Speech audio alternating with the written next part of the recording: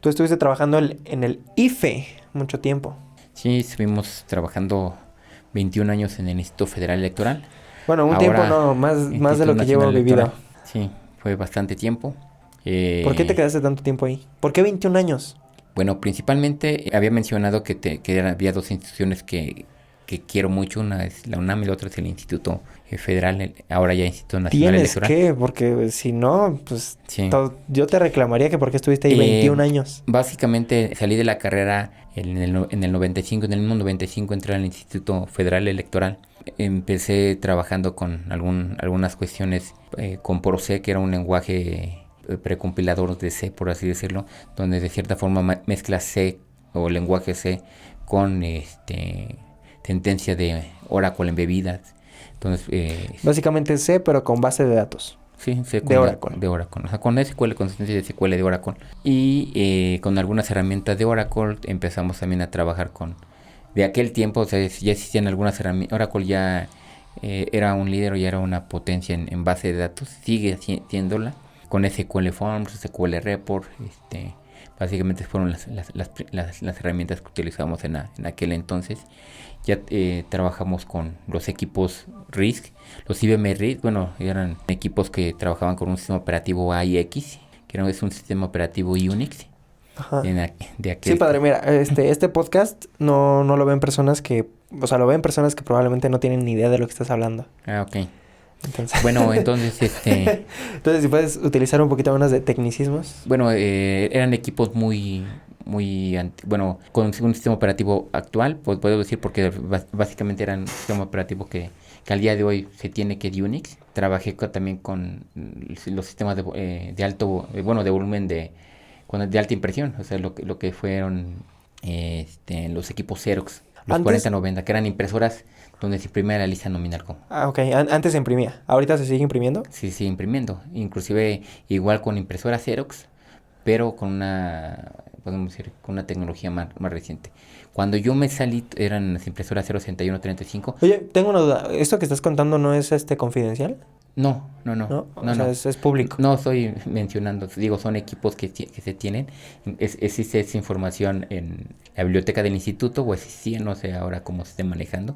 O sea, toda la información que estás soltando es pública. Es pública, sí. Ah, ok, No estoy perfecto. dando ni información personal ni confidencial de nada. Ah, ok, perfecto. Entonces teníamos estos equipos ceros. Sí, me tocó, por ejemplo, toda la evolución de tecnología, bueno, bastante evolución de tecnología en el instituto.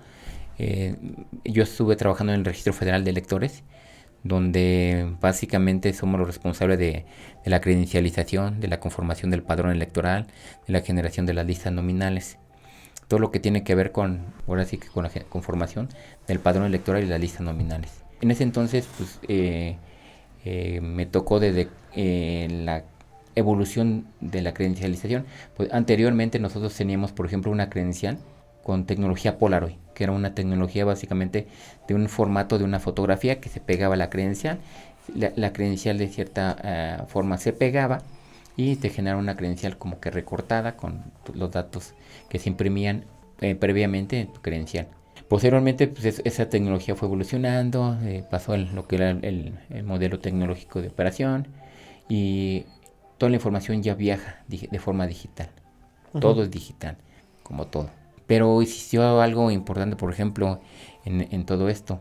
Fuimos la base de datos de huellas digitales más grande en algún momento del mundo. La base de datos civil de huellas digitales. Posteriormente que la India nos rebasó, y creo que por ahí después hubo ¿Cómo otros. que nos rebasó la India si tiene bien poquitos habitantes? Sí, pues nada más 1.300.000. Ajá, 1.300.000.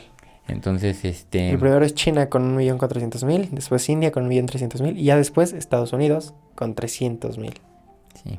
Entonces, básicamente fuimos el padrón electoral de huellas digitales de una base de datos civil de huellas Sí, digitales ¿por más qué es grande. el énfisis en civil? Porque existe la base de datos militares, que existe, para eso está Estados Unidos, y existen unas bases de datos de huellas de hasta cierto punto militar que se utilizan en otros países con cierto nivel. Duda. Si yo estoy por ejemplo, maté a alguien Uh-huh. y encuentran mis huellas, ¿pueden saber quién soy? No, el Instituto resguarda la información del O sea, por padrón. más que digan, oye, tenemos estas huellas de alguien. Ujú.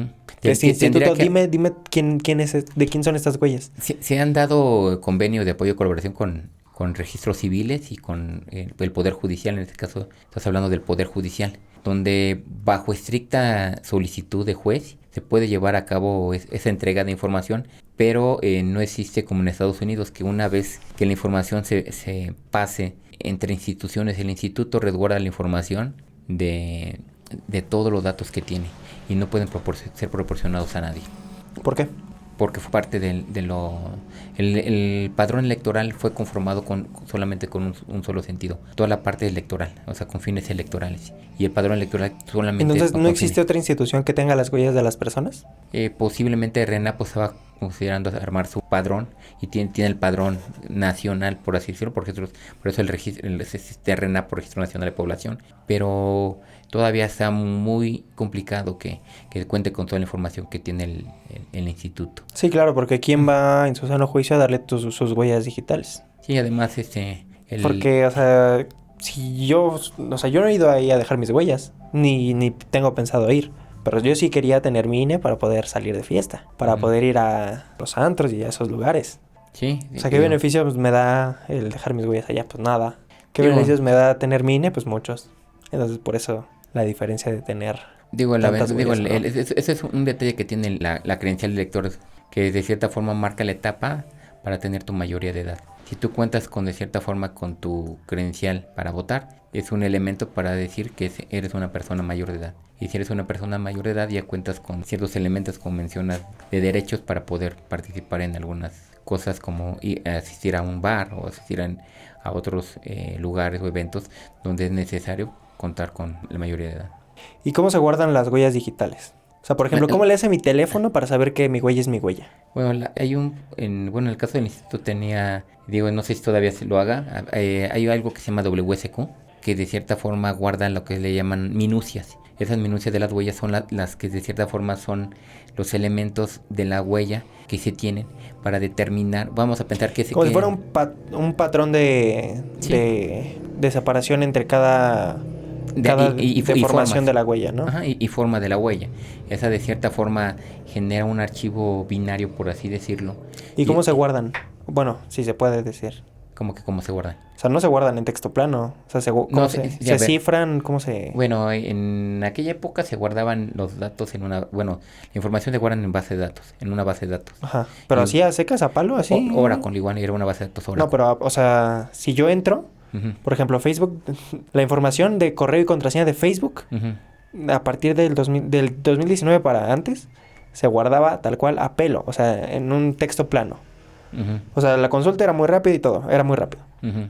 Pero si a algún empleado se le ocurría hurgar ahí, a buscar ahí tu correo y tu contraseña, aparecía. No, digo, la información siempre va a viajar, inclusive desde los módulos de atención ciudadana. Digo, yo espero que todavía siga siendo igual, si no debe de haber hasta algo más robusto. La información se guardaba cifrada o encriptada. La información en el módulo de atención ciudadana se guardaba encriptada. ¿Qué es encriptada?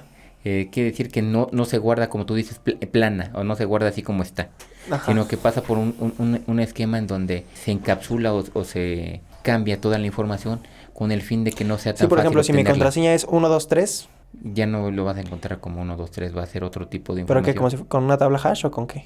No sé si, no, o sea, realmente se encriptaba. O sea, ¿Con qué? adicional, no recuerdo en ese momento, pero sí se encriptaba la información. Total, el detalle era que si se robaba en el módulo de atención ciudadana, la información no pudiera ser, Sí, no lo podían ver. no pudiera... Sí, por ejemplo, para la gente que no está entendiendo esto, es de si mi contraseña es 123, como está encriptada, ese 123 ya no es 123, puede que sea AB300-900. Entonces, AB300-900, si lo paso por algún lado, me lo traduce, por así decirlo, como si fuera un traductor por el que tiene que pasar para que ahora sí me dé mi contraseña. Ujú. Entonces, yo meto el AB300-600 o lo que había dicho, lo paso por el traductor y el traductor me va a devolver mi contraseña que es 1234. Y ya, eso es básicamente. Sí, digo, la intención era Lleva resguardar. muy grandes rasgos, ¿eh? Tampoco digan, no, pues si no sabes de lo que estás hablando. A muy grandes rasgos, así para el público en general, es eso. Sí, digo, la intención era que si se robaban el módulo de atención ciudadana, digo, siempre había situaciones. Inicialmente, cuando todavía estaban las Polaroid, se robaban los módulos de atención ciudadana con todo y cámaras. O sea, pudieran generar credenciales antes. Ahorita, por ejemplo, si yo quiero generar mi propia INE falsa, ¿se puede? Es muy complicado. ¿Por qué? Porque la credencial cuenta con muchos elementos de seguridad. ¿Cómo cuáles? Tenemos, por ejemplo, una línea de microtexto alrededor de la credencial. Tenemos microtexto inclusive dentro de la credencial. Tenemos... ¿Adentro? Sí, de la O sea, que si la corto a la mitad y... No, así. me refiero a microtexto porque se puede revisar con lentes. Ah, ok. Tenemos códigos QR, por ejemplo, códigos QR que anteriormente no existían. Tenemos elementos, ¿cómo se llama? ¿Y ese código QR para qué es? UV, ultravioleta. ¿El código qué? ¿QR para qué es? ¿A dónde te lleva? Bueno, anteriormente... Es que la credencial ha tenido bastantes evoluciones. Cuando yo me quedé había una información...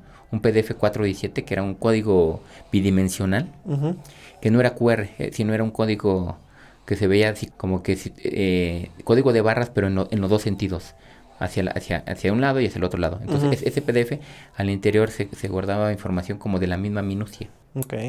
Información Sí, de la ya está credencial. muy cañón. Pero, o sea, un INE falsa sí te sirve para entrar al antro, por ejemplo. Sí, o sea básicamente sí. Sí, pero para ya cosas a ver, quiero tramitar mi pasaporte. Un INE falsa, pues no. Inclusive se tuvo un convenio con la ABM, que es la Asociación de Banco de México, con el fin de cierta forma de proporcionar no información confidencial, no información del ciudadano, sino información de la credencial. ¿A qué nos referimos con información de la credencial? Es información que no nos proporciona el ciudadano, pero que genera el Instituto Nacional para determinar que la credencial es válida y está vigente como tal. Sí, ok. Entonces, esa información se le proporcionó a la ABM y la ABM se la proporciona a los agremiados que están dentro de la Asociación de Banco de México, a todos los bancos que pertenecen a esta, y las personas pueden, al momento de que van a un banco, se les puede el banco determinar si su credencial está vigente o no está vigente. O si es falsa. O si es falsa hasta cierto punto. ¿Sí? El detalle de aquí es, como estamos hablando de información que existe, puede ser que la información existe en la base, pero la que puede ser en algún momento que la credencial sea falsa. Claro. O sea, yo extravié mi credencial, mi INE, y voy a que me hagan otra, pero con mis datos. Puede ser. Entonces, se puede. Porque evalúan, pueden decir, ¿sabes qué? A ver, este nombre, tal. No, pues Jorge sí existe. A ver, su fecha de nacimiento. No, pues sí existe y sí está relacionado con todos los datos de esta cosa. Pero puede que no sea el plástico, no sea el original. Inclusive actualmente también existe, sí, así como lo mencionas, hasta cierto punto podría darse. O sea, siempre y cuando pero el banco ya no nada más evalúa muchas veces la información, ya valida el plástico. Y el plástico, como habíamos mencionado, tiene otros elementos. Tiene, por ejemplo, elementos que solamente con una luz UV, ultravioleta, los elementos saltan de la credencial. Se puede ¿Y eso es caro de hacer? ¿Cuáles? O sea, hacer un INE, así tal cual con todos los elementos de seguridad, es caro. Yo diría que en algún momento es imposible. O sea, con todos los elementos que tiene. Que a menos que trabajes ahí, te das cuenta de todos los elementos. Sí, hay gente que no conoce todos los elementos, pero los elementos de la credencial para votar están publicados. Sí. ¿Cuáles son los elementos con los que tiene la credencial para votar? Sí, así como de los billetes, para reconocer que tu billete sea verdadero. Sí, básicamente puedes determinar o revisar si la credencial cuenta con todos los elementos de seguridad que mencionan. Muy bien, padre. Ha habido evolución, eso fue en cuanto a la parte de biometrías que mencionamos y de las credenciales, pero también hubo evolución en cuanto a la impresión de listados. O sea, empezamos con listados con impresoras 4090, donde teníamos cinta de 9 tracks. Eran cintas de este tamaño con un hoyo de no sé si alguna vez llegas a ver alguna película del Santo donde se veía que tenían equipos viejos haciendo esto. Eran cintas de 9 tracks que de cierta forma se ponían dentro de la máquina y embobinaba y poco a poco trabajaba con la información que tenía. Y nosotros, ¿qué metíamos en esas cintas? Metíamos la información para imprimir los listados nominales. En aquel tiempo, por ejemplo, eran listados nominales únicamente con puros datos. Posteriormente hicimos la evolución para que se imprimiera la fotografía del ciudadano. Entonces hubo una evolución también de listados nominales, de pasar con listados nominales de puros datos a imprimir la fotografía. Está muy cañón, ¿no? Esto de la tecnología. Sí, sí evoluciona bastante.